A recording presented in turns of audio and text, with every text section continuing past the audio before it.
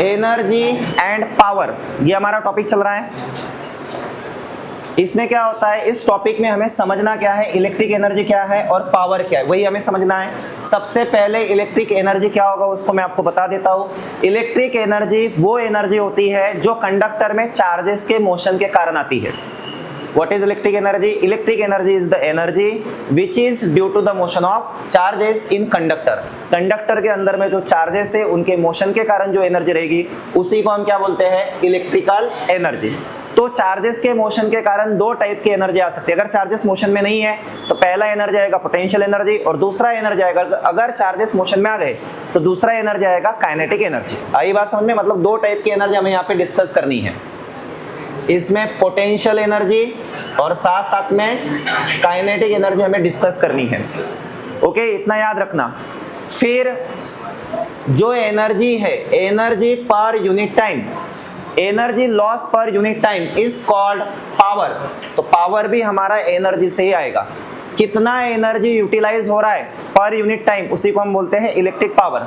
कोई भी डिवाइस, कोई भी सर्किट, जैसे कि ट्यूबलाइट है तो ये ट्यूबलाइट भी कैसे चल रहा है, यहाँ पे एनर्जी का डिसिपिटेशन हो रहा है, मतलब एनर्जी का लॉस हो रहा है पर यूनिट टाइम, उसी को हम क्या बोलेंगे, इलेक्ट्रिक पावर। इसका मतलब ये ट्यूबलाइट किसके बेसिस पे चल रहा है, इलेक्ट्रिक पावर के बेसिस पे चल रहा है, इसलिए तो आपको लाइट का बिल आता है।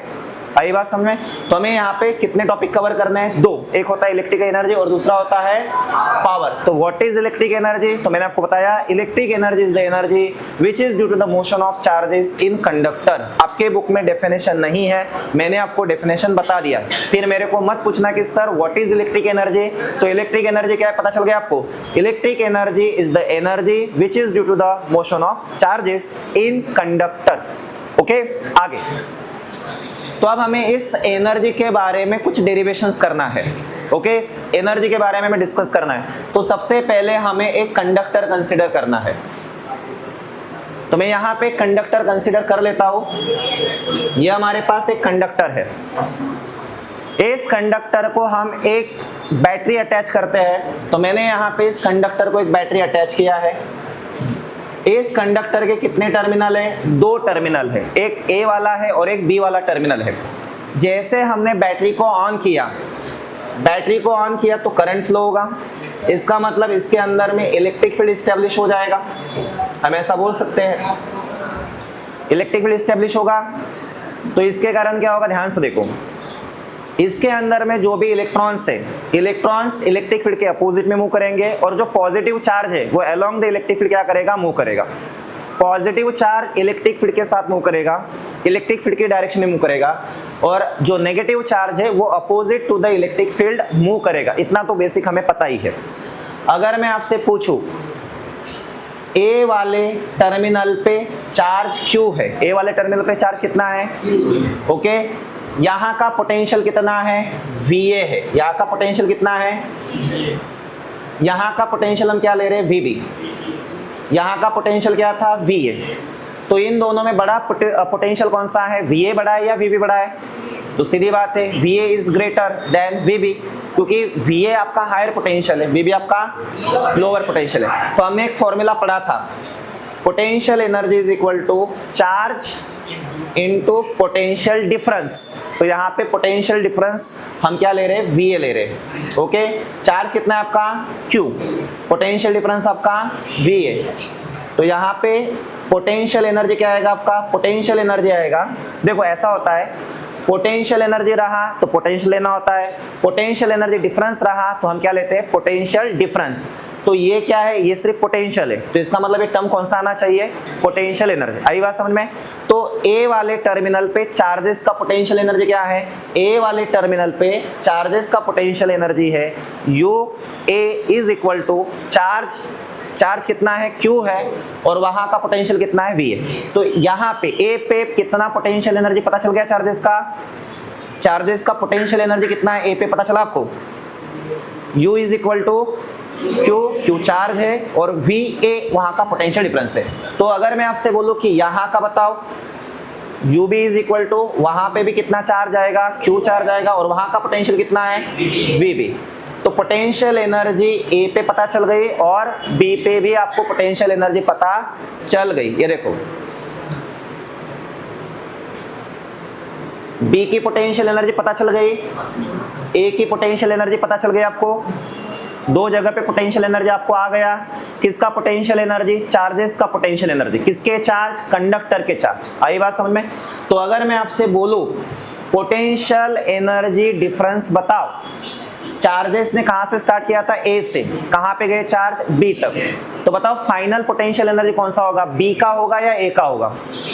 ए से बी गए तो फाइनल पोटेंशियल एनर्जी किसका होगा?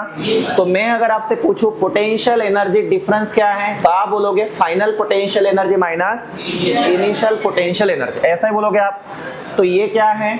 यहाँ का पोटेंशियल एनर्जी Q VA है, VB है। यहाँ का पोटेंशियल एनर्जी क्या है? Q VA है। तो इसमें से कॉमन क्या आएगा? Q आएगा, अंदर क्या बचेगा? VB minus VA। अब थोड़ा ध्यान देना यहाँ पे, ये जो हम यहाँ पे एक बात करते हैं, हायर पोटेंशियल VA था, लोअर पोटेंशियल VB है, तो इनका जो डिफरेंस आएगा वो V ले रहे हैं हम। क्या ले रहे हैं? तो V पॉजिटिव आएगा या नेगेटिव आएगा? पॉजिटिव आएगा, क्योंकि हायर पोटेंशियल से लोअर पोटेंशियल माइनस करो आप, तो पोटेंशियल डिफरेंस कितना आया? V। लेकिन ये किस में आएगा? प्लस में। तो मुझे एक चीज बताओ, अगर मैं ऐसा करूं VB माइनस VA करूं तो ये नेगेटिव ही आएगा, इसका मतलब ये नेगेटिव ही है। आई बात समझ में? तो हम बोल सकते हैं, हम यहाँ पे बोल सकते हैं delta U is equal to Q, और ये वाला टर्म क्या आएगा आपका? माइनस V आएगा। ओके, यहाँ तक समझ में आ गया आपको? माइनस V क्यों आया पता चल गया आपको? V is a potential difference. यहाँ पे V का सिंबल किसके लिए है? पोटेंशियल डिफरेंस के लिए। डेल्टा V लेते हैं ना हम, डेल्टा V नहीं लेना है आपको, क्या लेना है? सिर्फ V लेना है। तो यहाँ पे V का मतलब क्या है? Potential energy difference. V is a potential energy, V is a potential. आई बात समझ में? V is a potential difference. V क्या है पता चल गया आपको? पोटेंशियल डिफरेंस है। आई बात समझ में? जनरल सिंबल हम क्या लेते हैं? Delta V। यहाँ पे डेल्टा V आपको क्या लेना है? सिर्फ V। V is a potential difference, याद रहेगा आपको? तो माइनस V भी क्या है? पोटेंशियल डिफरेंस, लेकिन लोअर में से हायर पोटेंशियल को माइनस करोगे तो आएगा। समझ में आ गया? प्लस कब आने वाला है? कब माइनस वाले आने वाला है? लोअर पोटेंशियल से हायर पोटेंशियल माइनस करोगे तो माइनस V आएगा, हायर में से लोअर माइनस करोगे तो आपको प्लस में V आएगा। ओके, इतना पता चल गया? तो अब चार्ज क्या होता है? तो बेसिकली चार्ज का जो फॉर्मूला है, current is equal to charge divide में टाइम। तो टाइम हम यहाँ पे डेल्टा T ले रहे हैं। कितना ले रहे हैं? तो बताओ यहाँ पे Q का फॉर्मूला क्या होगा? I delta T। आई बात समझ में? तो मैं यहाँ पे इसका वैल्यू प्लेस कर देता हूँ, I डेल्टा T, और ये आएगा आपका पास माइनस V। तो माइनस साइन आगे ले लो, I डेल्टा T माइनस, यहाँ पे आएगा आपका प्लस V। क्या इतना क्लियर है आपको? Potential energy is less than zero, इसका मतलब ये पोटेंशियल एनर्जी का जो चेंज है वो लेस देन जीरो है। पोटेंशियल एनर्जी का चेंज आपका लेस देन, कैसे पता चला हमें लेस देन जीरो है? हमें इसीलिए पता चला क्योंकि वहां पे माइनस साइन आया है। तो आपको ये पता चल गया। ये आपका फर्स्ट वाला एमसीक्यूज है। आपको अगर पूछा जाए कि potential energy change of charges in conductor is always negative, उसका चेंज हमेशा क्या होता है? अगर चार्जेस पॉजिटिव हो तो हम यहाँ पे कौन सा चार्ज लेके चल रहे हैं? अगर हम नेगेटिव चार्ज लेके चले तो पोटेंशियल एनर्जी का डिफरेंस क्या आएगा? तो पहला एमसीक्यू समझ में आ गया आपको? पहला एमसीक्यू क्या है? Potential energy difference sign for positive charges in conductor is negative. आई बात समझ में? पोटेंशियल एनर्जी का डिफरेंस क्या होता है? नेगेटिव होता है। किसके लिए? पॉजिटिव चार्जेस के लिए। अगर मैं बोलूं कंडक्टर के अंदर में नेगेटिव चार्जेस के लिए पोटेंशियल एनर्जी का डिफरेंस का साइन क्या आएगा? पॉजिटिव। आई बात समझ में? फर्स्ट वाला समझ में आ गया आपको? तो पहला एमसीक्यू क्लियर है? समझ में? इस टॉपिक के ऊपर फर्स्ट वाला एमसीक्यू यही आ सकता है। क्लियर हो गया? अब एक बार फिर से रिपीट करता हूं, ध्यान दो। कंडक्टर के अंदर में पॉजिटिव चार्जेस का पोटेंशियल एनर्जी डिफरेंस नेगेटिव होता है। बात समझ में? कंडक्टर के अंदर में पॉजिटिव चार्जेस का पोटेंशियल डिफरेंस नेगेटिव होता है। कंडक्टर के अंदर में नेगेटिव चार्जेस का पोटेंशियल डिफरेंस पॉजिटिव होता है। आई बात समझ में? आगे तो क्या ये वाला टर्म समझ में आ गया आपको? यहां तक क्लियर है? आगे अब क्या होता है, उन्होंने हमें एक यहाँ पे पैराग्राफ में बताया है, if the charges move without collision, अगर चार्जेस टकराव के बिना आगे जा रहे थ्रू द कंडक्टर, उन्होंने बोला है कि चार्जेस का कहीं पे भी कोलिजन नहीं हो रहा है तो उनका काइनेटिक एनर्जी चेंज हो जाएगा। उनका क्या चेंज होगा? शुरुआत में बैटरी जब ऑन नहीं थी तो उनके पास ड्रिफ्ट वेलोसिटी, जैसे बैटरी ऑन किया तो इलेक्ट्रिक फील्ड सेट हुआ, इलेक्ट्रिक फील्ड ने उनके ऊपर फोर्स लगाया, उनका एक्सेलरेशन हुआ। एक्सेलरेशन हुआ इसका मतलब उनका वेलोसिटी चेंज हुआ। अगर वेलोसिटी में चेंज है तो काइनेटिक एनर्जी में भी क्या आएगा? चेंज आएगा। तो ये वाले लाइन का मतलब समझ में आ गया आपको? काइनेटिक एनर्जी चेंज क्यों हुआ पता चल गया आपको? तो उन्होंने बोला है कि काइनेटिक एनर्जी इस तरीके से चेंज होगी कि उनका टोटल एनर्जी हमेशा कंजर्व रहना चाहिए। क्या रहना चाहिए? इन शॉर्ट हम ऐसा बोल सकते हैं, the addition of kinetic energy change plus the addition of potential energy change should be zero. Zero भी एक कांस्टेंट ही है, जीरो इज अ कांस्टेंट। बात समझ में आपको? काइनेटिक एनर्जी का इस तरीके से चेंज होगा कि टोटल एनर्जी क्या होनी चाहिए? कांस्टेंट। अब टोटल एनर्जी कांस्टेंट कब होगी पता है आपको? जब इन दोनों का एडिशन कितना आएगा? जीरो आएगा, तब जाके टोटल एनर्जी क्या मानी जाएगी? Constant, by conservation of mechanical energy. तो मुझे एक चीज बताओ, यहां से हम ऐसा बोल सकते हैं delta K which is equal to minus of delta U. तो ये माइनस और इसका ऑलरेडी वैल्यू किसमें था? Minus I delta T V. तो माइनस माइनस, तो दूसरा आपका एमसीक्यूज इस टॉपिक से पता चल गया आपको। अब दूसरा वाला एमसीक्यूज क्या, ध्यान से देखो। कंडक्टर के इनसाइड में जो पॉजिटिव चार्जेस होते हैं उनके लिए काइनेटिक एनर्जी का चेंज हमेशा पॉजिटिव होता है। बात समझ में आ गई? एक बार फिर से रिपीट करता हूं, कंडक्टर के अंदर में जो पॉजिटिव चार्जेस होते हैं उनके लिए काइनेटिक एनर्जी का चेंज हमेशा पॉजिटिव होता है। नेगेटिव चार्जेस का चेंज क्या होगा? फिर नेगेटिव होगा। आई बात समझ में? आपको याद रखना है। तो ये समझ में आ गया आपको? आगे यहां तक हमारा कंप्लीट हो गया। देखो ये समझ में आया यहां तक? पूरा आपको मैं पैराग्राफ के हिसाब से बता रहा हूं। तो यहां तक कोई प्रॉब्लम नहीं है। पहला क्या देखा था हमने? पहला हमने देखा था पोटेंशियल एनर्जी चेंज। दूसरा हमने क्या देखा? दूसरा हमने देखा यहाँ पे काइनेटिक एनर्जी चेंज। किसके लिए? पॉजिटिव चार्जेस के लिए। आप ऐसा नेगेटिव चार्जेस के लिए भी कैलकुलेट कर सकते हो। आगे देखो, उन्होंने बोला फिर आगे, Thus, in case of charges were moving freely through the conductor under the action of electric field, their kinetic energy would increase as they move। तो उन्होंने बोला है, ये तो हमें पता है कि अगर कंडक्टर के अंदर में कोलिजन नहीं हो रहा है तो उनका काइनेटिक एनर्जी इंक्रीज होते जाएगा। फिर क्या होगा? फिर वो हमें बता रहे, charge carriers do not move with the acceleration but with the steady drift velocity. अगर उनका कोलिजन नहीं हो रहा है, अगर कोलिजन नहीं हो रहा है तो ड्रिफ्ट वेलोसिटी जो रहेगा वो कांस्टेंट रहेगा। आई बात समझ में? अब अगर कोलिजन हो जाए तो हम बोल सकते हैं दिस इज द, ये तो हो गया अपना। आगे देखो उन्होंने बोला है ड्यूरिंग द कोलिजन, अगर टकराव होता है, the energy gain by the charges does is share with the atoms. मान के चलो चार्जेस कंडक्टर के अंदर में आयन के साथ टकराव कर रहे, तो इसके पास एनर्जी है, अब इसके पास तो एनर्जी नहीं है, तो ये क्या करेगा? ये अपनी एनर्जी इसको दे देगा। तो अब इस एटम के पास एनर्जी आ गई, अब इसके पास एनर्जी आई तो ये वाइब्रेट करना स्टार्ट करेगा। जहां पे वाइब्रेशन है वहां पे टेम्परेचर है। इसका मतलब क्या होगा कि ये जो एटम्स है, the atoms vibrate more vigorously. इसका मतलब एटम बहुत तेजी से वाइब्रेशन करेंगे। अगर एटम वाइब्रेशन करेंगे तो वहां पे टेम्परेचर आएगा, अगर टेम्परेचर आएगा तो कंडक्टर हीट करेगा। आई बात समझ में? मतलब दो हमने यहाँ पे केस देखे। अगर टकराव नहीं करता है तो उसका काइनेटिक एनर्जी इंक्रीज होते जाएगा। आई बात समझ में? कब तक इंक्रीज होगा? जब तक टकराव नहीं होता है तब तक इंक्रीज होगा। फिर क्या होगा? जिसके पास एनर्जी है वो टकराएगा, जिसके साथ टकराएगा उसको अपना एनर्जी देगा, वो एटम है। जिसको एनर्जी मिला वो कौन है? एटम। तो एटम क्या करेगा? एनर्जी मिलने के बाद वो शांत थोड़ी बैठने वाला है, वो भी क्या करेगा? वाइब्रेट। जहाँ पे वाइब्रेशन है वहां पे क्या आता है? वहां पे एनर्जी आता है। अच्छा, अगर मैं आपसे पूछूं कि बताओ कितना थर्मल एनर्जी आया उसके पास, तो आप बता सकते हो उसके पास कितना थर्मल एनर्जी आया? 3/2 kBT, इतना उसको थर्मल एनर्जी मिला है। तो इस एनर्जी का वो यूटिलाइजेशन करेगा किसके लिए? किसके लिए? वाइब्रेशन के लिए। आई बात समझ में? वाइब्रेशन से क्या होगा? वाइब्रेशन से हीटिंग होगा। आई बात समझ में? तो कंडक्टर हीट क्यों होता है पता चल गया आपको? कंडक्टर हीट क्यों होता है? कंडक्टर हीट इसलिए होता है जब हम कोई इलेक्ट्रिक फील्ड सेट करते हैं, मतलब हम बैटरी ऑन करते हैं, तो बैटरी ऑन करने के कारण क्या होगा? इलेक्ट्रिक फील्ड मिलेगा। किनको इलेक्ट्रिक फील्ड मिलेगा? चार्जेस को। चार्जेस को इलेक्ट्रिक फील्ड मिलने के कारण वो एक्सेलरेट होंगे, मतलब उनको एनर्जी मिलेगी। फिर वो चार्जेस किसके साथ कोलाइड करेंगे? आयंस के साथ। आयन के साथ कोलाइड करेंगे तो आयंस भी क्या होंगे? वाइब्रेट। उस वाइब्रेशन के कारण कंडक्टर क्या होता है? हीट होता है। आई बात समझ में? आगे तो मैं आपसे बोलो कितना एनर्जी डिसिपेटेट हुआ है, कितना एनर्जी लॉस किया है, तो हम बोल सकते एनर्जी कौन लॉस करने वाला है, जो चार्जेस थे वो एनर्जी लॉस करने वाले। किसको एनर्जी लॉस करने वाले हैं? वो जिसके साथ टकराएंगे उसको। तो मैंने बोला कितना energy, the amount of energy dissipated, जो टकराने वाला है, ये चार्ज है, इसके साथ टकराएगा तो ये अपना एनर्जी इसको देगा।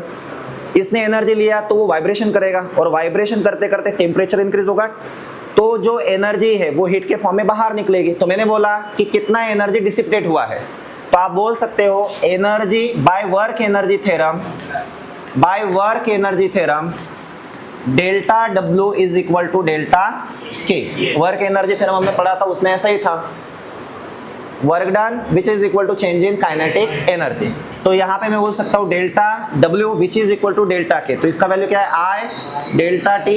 यहाँ पे भी तो हमने क्या बोला, energy dissipated per unit time, energy dissipated per unit time, energy dissipated per unit time is called power. तो मैं ऐसा बोल सकता हूँ डेल्टा W डिवाइड में डेल्टा T, ये क्या आ जाएगा, और यही हमारा क्या होता है, यही हमारा पावर होता है। तो what is electric power? Electric power is energy dissipated per unit time.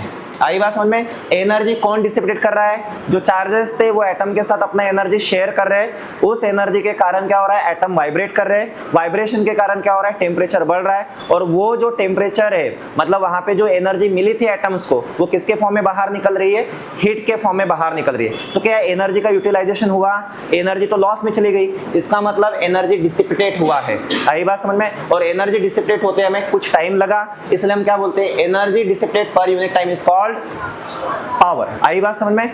तो पावर का फॉर्मूला क्या है, delta W by delta T। इसको आप ऐसा भी लिख सकते हो, power is equal to delta E by delta T। यहाँ पे डेल्टा E आप काइनेटिक एनर्जी का चेंज लोगे, ओके। तो पावर का फॉर्मूला क्या है, VI। पावर का फॉर्मूला IV या फिर VI, दोनों का मतलब एक ही है। तो यहाँ तक समझ में आ गया। तो पावर क्या होता है पता चल गया आपको। आगे बढ़ते हैं हम। तो P इज इक्वल टू हो गया VI by Ohm's law. Ohm's law से V इज इक्वल टू क्या होता है, IR। तो ये वाला वैल्यू यहाँ पे प्लेस करो, तो P इज इक्वल टू हो जाएगा I स्क्वायर इंटू R। तो इसी को हम बोलते हैं ओमिक लॉस, पावर लॉस या ओमिक लॉस इन कंडक्टर। तो समझ में आ गया ओमिक लॉस क्या होता है। Ohmic loss is a power loss in a conductor. तो what is power loss? Power loss हमने पता किया। पावर लॉस क्या होता है, P is equal to VI। What is power loss? तो हमने अभी बोला energy dissipated per unit time in a conductor is called power loss. आई बात समझ में? पावर लॉस, ये पावर जो है वो लॉस हो रही है, लेकिन कंडक्टर का यूटिलाइजेशन हम करें, जैसे कि ये ट्यूबलाइट जो है ग्लो कर रही है, तो यहाँ पे अभी भी पावर का लॉस हो रहा है, लेकिन पावर कैसे लॉस हो रही पता है, ट्यूबलाइट को ग्लो करके। आई बात समझ में? सिर्फ क्या ग्लोविंग हो रहा है, आप हाथ लगा के देखो ट्यूबलाइट को, हीट भी कर रहा है वो। बात समझ में आ गई? इसका मतलब पावर का यूटिलाइजेशन हो रहा है। पावर एक्चुअल में लॉस नहीं हो रही है, पावर तो कंडक्टर को कुछ यूटिलाइजेशन करवा के लॉस हो रही है। आई बात समझ में? तो पावर लॉस क्या होता है पता चल गया। हर डिवाइस को, हर इलेक्ट्रॉनिक डिवाइस को चलाने के लिए पावर की जो रिक्वायरमेंट रहती है, उसी को हम जनरली पावर लॉस कहते हैं। तो एक्चुअल में लॉस नहीं हो रहा है, हम डिवाइस को यूटिलाइज कर रहे हैं, किसके थ्रू, पावर के थ्रू। आई बात समझ में? लेकिन वो क्या 100% पावर का यूटिलाइजेशन हो रहा है? नहीं, कुछ तो हीट के फॉर्म में बाहर भी निकल रही है, तो इसलिए हम इसको बोलते हैं पावर लॉस। तो व्हाट इज पावर लॉस और ओमिक लॉस पता चल गया। ओमिक लॉस क्यों बोलते हैं हम इसको पता चल गया आपको, क्योंकि हमने यहाँ पे V is equal to IR place किया है। तो V का वैल्यू यहाँ पे प्लेस करोगे तो आपको क्या मिलेगा, P is equal to I square into R। अगर मैं यहाँ से I का वैल्यू प्लेस करूँ तो मुझे क्या मिलेगा, V स्क्वायर बाय R। तो देखो ध्यान से देखना, P is equal to I square into R, P is equal to V square by R। एक बार मल्टीप्लाई में, एक बार डिवाइड में है। आई बात समझ में? अगर मैं आपको बोलूं कि ये वाला जो फॉर्मूला है, ऐसा फॉर्मूला, इस फॉर्मूला का जो फ्रेमिंग है, the framing of this formula is equivalent to centripetal acceleration formula. Framing मतलब समझ में आता ना आपको, डिजाइन, इस फॉर्मूला का डिजाइन कैसे पता है आपको, देखो सेंट्रीपिटल एक्सेलरेशन होता है V square by R, A is equal to omega square into R। याद करो फ्रेमिंग, देखो फ्रेमिंग बोले तो डिजाइन, फॉर्मूला का डिजाइन देखो, acceleration which is equal to 1 parameter square into 1 parameter, ऐसा दिया है। उधर भी देखो पावर दिख रहा है आपको यहाँ पे, फ्रेमिंग देखो, इसका डिजाइन देखो, power which is equal to 1 parameter square into 1 parameter, उधर भी ऐसा ही है, सेम नहीं है वो, फ्रेमिंग जो है ना फॉर्मूला का फ्रेमिंग सेम है। उधर देखो acceleration which is equal to v square, तो वो पोटेंशियल डिफरेंस नहीं है, वो वेलोसिटी है। यहाँ पे देखो v स्क्वायर डिवाइड में r, क्या वो v और ये v सेम है? नहीं, वो वेलोसिटी है, ये पोटेंशियल डिफरेंस है। क्या वो r और ये r सेम है? नहीं, वो रेडियस है, ये रेजिस्टेंस है। तो मैंने आपको क्या बताया? मैंने आपको बताया कि फॉर्मूला का डिजाइन सेम है।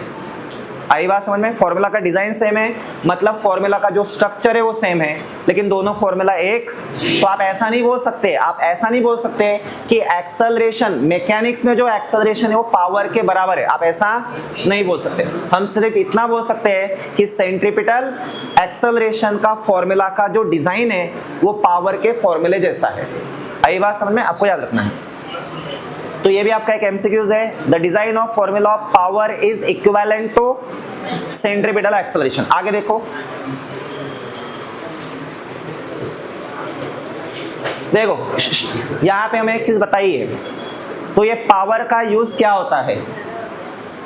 It is the power which heats up, for example the coil of an electric bulb incandescence radiating out the heat and light. तो उन्होंने क्या बोला कि जैसे ट्यूबलाइट चल रहा है, तो इस ट्यूबलाइट के अंदर में जो कॉइल्स है वो दो चीजें एक साथ कर रहा है, हीट भी कर रहा है, साथ साथ में ग्लो भी कर रहा है। दिख रहा है आपको? तो इसका मतलब पावर का तो यूज हो रहा है। पावर का यूज किसके लिए हो रहा है? हीटिंग के लिए भी हो रहा है, साथ साथ में ग्लोविंग के लिए भी हो रहा है। आई बात समझ में?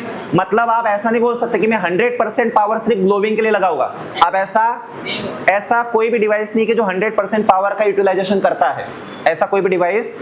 मतलब कोई भी डिवाइस ले लो आप, अगर आपने फैन भी लिया तो इस फैन में जो पावर है, पावर का दो काम है। एक काम क्या है? इसको रोटेट करवाना, ये पहला काम है, और दूसरा इसको हीट भी करवाना। आप देखो इसको ये घुमा भी रहा है पावर, साथ साथ में इस फैन को वो हीट भी कर रहा है। हाथ लगा के देखना, गर्म लगेगा आपको थोड़ा। बात समझ में आई है? तो इस तरीके से पावर जो है, पावर का हम यूटिलाइजेशन का 100% कोशिश कर सकते हैं, लेकिन वो पॉसिबल, पावर कहीं ना कहीं पे हीट के फॉर्म में, एक्चुअल में पावर और एनर्जी अलग है। हीट जो वो एनर्जी के फॉर्म में क्या निकलता है? बाहर निकलता है। आई बात समझ में? आगे फिर सवाल यहाँ पे ये है, पावर कहाँ से आता है? Where does the power come from? Power cell से आता है। पावर कहाँ से आता है? सेल से आता है। नंबर ऑफ सेल्स, इनका कॉम्बिनेशन जो होता है उसको हम बोलते हैं बैटरी। बैटरी से आता है और जनरेटर से आता है। तो पावर कहाँ से आता है पता चल गया आपको?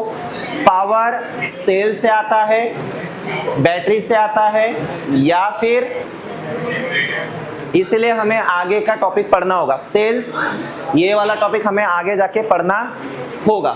नेक्स्ट देखो, पावर सेल से या combination of cell is known as battery, वहां से आता है, या फिर जनरेटर से आता है। आई बात समझ में? तो यहाँ पे सेल का एक छोटा सा सिस्टमेटिक हमें स्ट्रक्चर गिवन है। देखो, तो what is cell?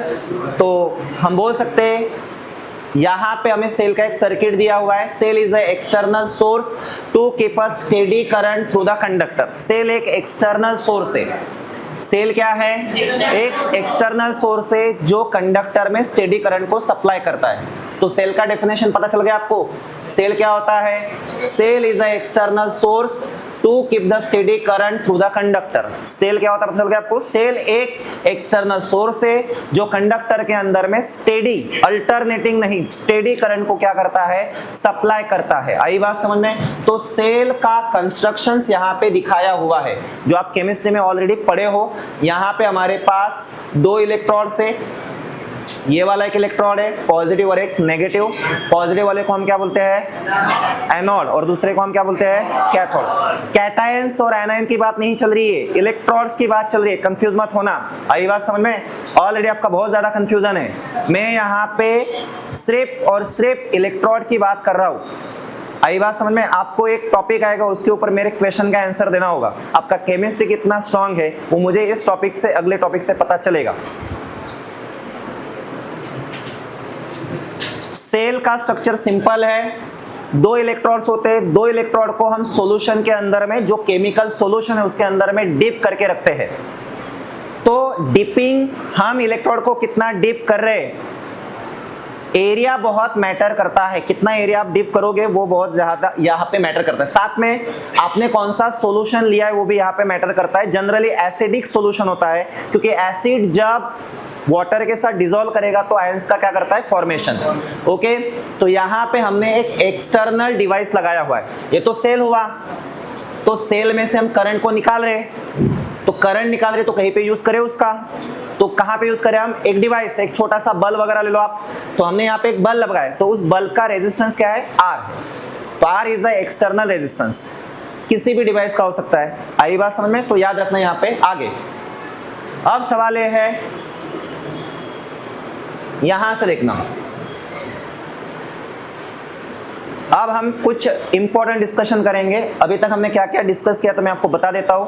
Electric energy क्या होता है वो हमने देखा। दूसरा वाला हमने क्या डिस्कशन किया, पावर क्या होता है वो भी हमने देख लिया। अब तीसरा वाला जो डिस्कशन है, पावर कहां से आता है वो भी हमने देख लिया। पावर कहां से आता है, सेल, बैटरी या जनरेटर से आता है। अब हम थोड़ा सा अलग से डिस्कशन करेंगे। तो डिस्कशन क्या है मैं आपको बता देता हूं। हाँ, एक और चीज, ये जो पावर और एनर्जी है इनका यूनिट और डायमेंशंस भी आपको याद रखना है। तो पावर का डायमेंशंस क्या होता है आप निकाल सकते हो। पावर का यूनिट क्या होता है, पावर का यूनिट वॉट होता है, ये तो आपको पता है। तो 1 watt is equal to 1 joule per second, ये तो आपको पता है। तो इसका डायमेंशंस भी हम निकाल सकते हैं। जूल बोले तो m1 L2 T-2, सेकेंड के लिए यहाँ पे T आएगा, T की पावर कितनी, -1, तो ये हो जाएगा m1 L2 T-3। पावर का डायमेंशन याद रखना। आई बात समझ में?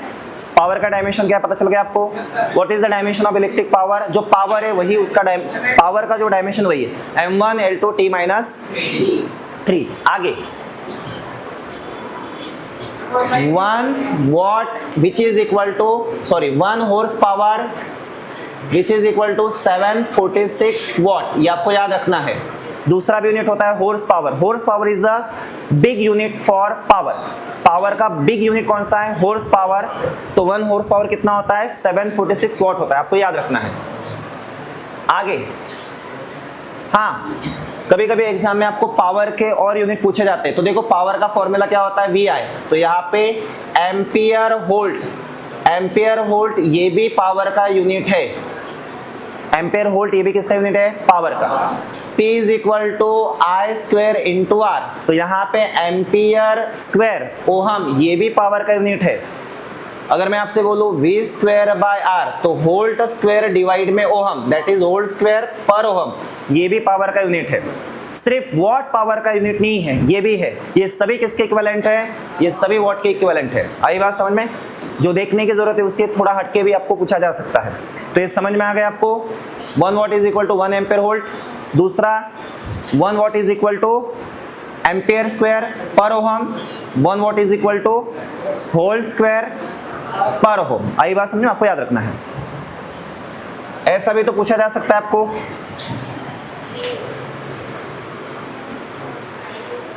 नेक्स्ट, अब हम यहां से कुछ बेसिक चीजें डिस्कस करेंगे। ये पूरा का पूरा पैराग्राफ एमसीक्यू ओरिएंटेड है। इस पैराग्राफ को हमें समझना है, इंपॉर्टेंट है ये। तो देखो, इलेक्ट्रिक पावर जो है वो ट्रांसमिट होती है। कहां से पावर ट्रांसमिट होती है, पावर स्टेशन से लेके होम तक। क्योंकि हमें पता होता है कि हमारे घरों में जो पावर्स आती है वो कहां से आएगी, पावर स्टेशन से। तो उन्होंने बोला है कि इलेक्ट्रिक पावर कहां से ट्रांसमिट होती है, पावर स्टेशन से। एक तो घरों में या फिर फैक्ट्रीज में जहां पे पावर का यूटिलाइजेशन होने वाला है। तो उन्होंने बोला है कि ये जो पावर है, ये पावर तो 100 ऑफ माइल्स अवे होती है। मतलब पावर स्टेशन तो बहुत दूर होता है, पावर स्टेशंस बहुत दूर होता है घरों से और फैक्ट्रीज से। तो फिर उन्होंने बोला है कि ये पावर कैसे ट्रांसमिट करवाओगे आप, ट्रांसमिशन केबल से। कैसे ट्रांसमिशन करवाओगे, मतलब पावर का ट्रांसमिशन करवाना है तो किसका यूज करना होता है, ट्रांसमिशन केबल का। आगे बोलो। तो उन्होंने बोला है, सीधी बात है कि ये जो जैसे कि यहाँ पे पावर स्टेशन है, यहाँ पे पावर स्टेशन है और यहाँ पे आपका होम है। तो ये यहाँ पे हमें केबल का यूज करना होगा। तो ये जो केबल है इसको हम बोलते हैं ट्रांसमिशन केबल। आई बात समझ में? तो इस केबल में पावर लॉस जो होगा उसको आपको क्या करवाना होगा, कम करवाना होगा, ये आपका कम होना चाहिए। पावर लॉस क्या होना चाहिए ट्रांसमिशन केबल का? अगर ट्रांसमिशन केबल में पावर लॉस ज्यादा हुआ तो आपके घरों तक जो करंट या फिर वोल्टेज आने वाला है उसका वैल्यू क्या रहेगा? कम रहेगा। आई बात समझ में? आगे देखते हैं। तो उन्होंने बोला है हमें इस ट्रांसमिशन केबल में से पावर लॉस को कम करवाना होगा। साथ साथ में फिर उन्होंने बोला है कि अब हम इसको कम कैसे करवाएं, उसके लिए उन्होंने यहाँ पे एक एग्जाम्पल दिया है। ये हमारा वो एग्जाम्पल है जिसको हमें यहाँ पे समझना है। अभी तक हमने क्या पढ़ा, एक बार फिर से रिपीट कर देता हूँ। पावर स्टेशन से घरों तक या फिर फैक्ट्री तक पावर का ट्रांसमिशन करवाना है तो किसका यूज किया जाता है? ट्रांसमिशन केबल का। आई बात समझ में? तो जो ट्रांसमिशन केबल है उसमें पावर लॉस ज्यादा नहीं होना चाहिए। फिर उन्होंने बोला है कि कैसे फिर बताओगे आप पावर लॉस कम करना है, तो उसको हमें समझने के लिए यहाँ पे एक हमें एग्जाम्पल दिया है। तो देखो, कंसीडर अ डिवाइस, एक डिवाइस कंसीडर करो जिसका रेजिस्टेंस कैपिटल आर है। एक डिवाइस है, तो मैं यहाँ पे एक डिवाइस ले लेता हूँ। इस डिवाइस का रेजिस्टेंस क्या है? डिवाइस का नाम कैपिटल आर नहीं है, डिवाइस का रेजिस्टेंस कैपिटल आर है। To which the power P is to be deliver, तो इस डिवाइस के पास कितना पावर डिलीवर करना है आपको? P। किसके थ्रू? ट्रांसमिशन केबल के थ्रू। तो यहाँ पे कहीं पे ट्रांसमिशन केबल है, इधर कहाँ पे पावर स्टेशन रहेगा। पावर कहाँ से आएगी? पावर स्टेशन से। तो इधर पावर स्टेशन, ये ट्रांसमिशन केबल, और यहाँ पे क्या है? डिवाइस। डिवाइस का रेजिस्टेंस R, इस डिवाइस को कितनी पावर पहुंचानी है? P। आगे बोला है उन्होंने ये जो ट्रांसमिशन केबल है इसका रेजिस्टेंस RC है। ट्रांसमिशन केबल का रेजिस्टेंस क्या है? RC। तो उन्होंने बोला है कि इसमें कितना पावर लॉस होगा वो हमें जानना है। तो ये जो डिवाइस है, इस डिवाइस का रेजिस्टेंस R है, पावर P है, तो इसके पास कितना करंट आ रहा है? V, और इसका ऑपरेटिंग वोल्टेज कितना है? V। तो बताओ यहाँ पे पावर कितना होगा? IV होगा। तो करंट क्या होगा? अब मुझे एक बात बताओ, ये करंट आया कहां से है? इसी ट्रांसमिशन केबल से आया है। इसका मतलब यहाँ पे भी कितना करंट है? I। तो मैं आपसे बोलूं यहाँ पे पावर लॉस कितना होगा? तो power loss that is ohmic loss. Ohmic loss इसको हम लिखेंगे यहाँ पे power loss in cable. Power loss in cable is equal to I square, किसका रेजिस्टेंस? केबल का रेजिस्टेंस। केबल का रेजिस्टेंस क्या है? RC। तो ये I का वैल्यू क्या है? P by V। इसका क्या करना है? स्क्वायर। इधर क्या आएगा? RC। तो ये हो जाएगा P स्क्वायर डिवाइड में V स्क्वायर RC। तो उन्होंने बोला है, ध्यान से लिखना है यहाँ पे भैया, केबल में अगर पावर लॉस कम है तभी तो आपके घरों में जो डिवाइस है उसमें वोल्टेज ज्यादा आएगा। आई बात समझ में? ध्यान से देखो, यहाँ पे दिख रहा है आपके घरों में जो डिवाइस है उसके पास वोल्टेज कब ज्यादा आएगा? जब ट्रांसमिशन केबल में पावर लॉस कम होगा। तो इस ये वाला फॉर्मूला हमें वही बता रहा है। ये किसका वोल्टेज है? डिवाइस का। तो डिवाइस का वोल्टेज अगर ज्यादा है तो ट्रांसमिशन केबल में पावर लॉस कम है। इसका मतलब ट्रांसमिशन केबल में पावर लॉस कम रहेगा तभी आपके घरों में ज्यादा वोल्टेज आएगा। कॉमन सेंस तो ये कहता है केबल में ही पावर लॉस ज्यादा है तो आपके घरों में ज्यादा वोल्टेज आएगा? नहीं आएगा। आई बात समझ में? इस तरीके से ये हमें क्या बता रहा है, पता चल गया आपको? ये हमें एक एग्जांपल बता रहा है कि अगर आपको ट्रांसमिशन केबल में पावर लॉस कम करना है तो आपके घरों में जो ऑपरेटिंग वोल्टेज है वो क्या होना चाहिए? ज्यादा होना चाहिए। आगे देखो यहाँ पे, Does to driver device of power P।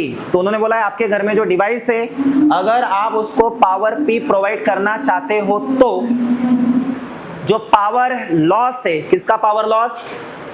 Cable का जो पावर लॉस है वो इनवर्सली प्रोपोर्शनल रखना चाहिए। किसके? ऑपरेटिंग वोल्टेज के।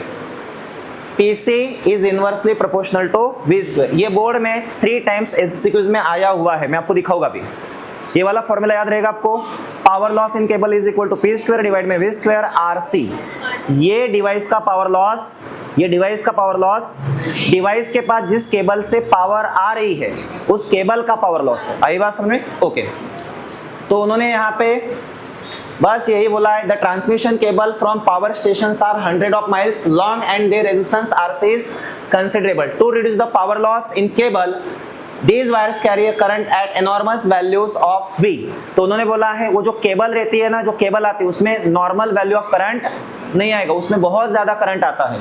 उन्होंने और एक चीज बताई है, इसीलिए जो वोल्टेज होता है this is the reason for the high voltage danger sign on the transmission lines. तो जो ट्रांसमिशन लाइंस होती है, जो ट्रांसमिशन लाइंस है उनके ऊपर, मतलब जो बड़ी बड़ी ऐसी केबल्स होती है उनके ऊपर कभी कभी ऐसा साइन लिखा होता है कि ये जो ट्रांसमिशन लाइन है ये हाई वोल्टेज को कैरी कर रही है। आई बात समझ में? तो उस ट्रांसमिशन केबल से आपको दूरी रहना चाहिए। ऐसे बड़े बड़े तार होते हैं ना, उन तार पे ऐसे कहीं पे लिखा होता है डेंजरस, डेंजरस बोले तो इससे दूर रहो आप।